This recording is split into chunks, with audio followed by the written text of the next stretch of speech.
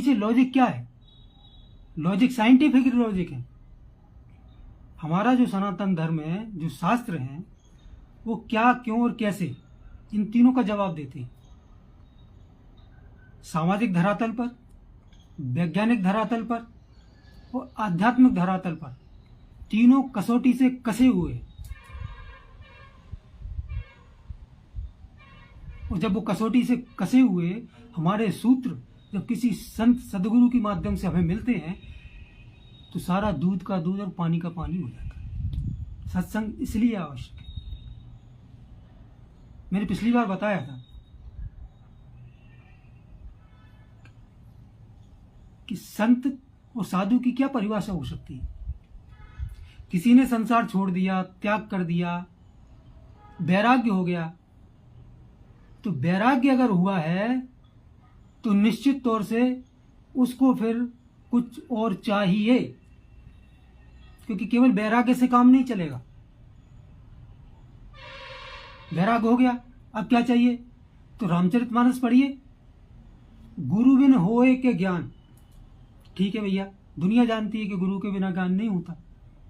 फिर लेकिन शर्त है एक, कि ज्ञान की होए वैराग्य बिन।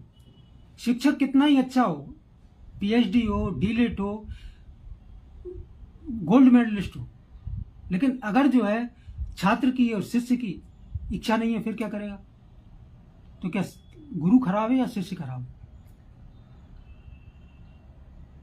गुरु कितना ही अच्छा हो, कितना ही शास्त्रों का मर्मज्ञ हो, जैसा कि उसकी एक निश्चित परिभाषा उपनिषद में भी है, वेदों में भी है, और तुम्हारे भागवत जी में भी और गीता जी में भी, तद विद्धि प्रणिपातेन परप्रसेन सेवया। असली लाइन ये नीचे की है, उपदेक्षन्ति ते ज्ञानम।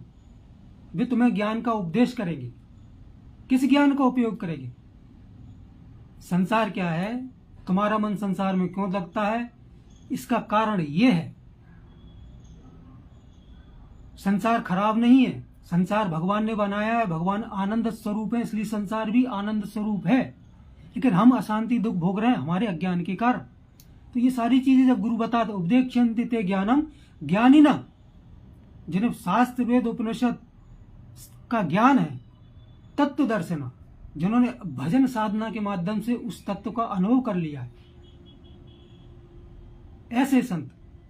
तो संत और शास्त्र की परिभाषा क्या है? हम तो अज्ञानी लोग हैं, हमने शास्त्र ज्ञान पढ़ा नहीं है, हमें मालूम नहीं है। तो सीधी सी एक बात है कि संत जो बना है, साधु जो बना है, जिसने सब कुछ त्याग दिया,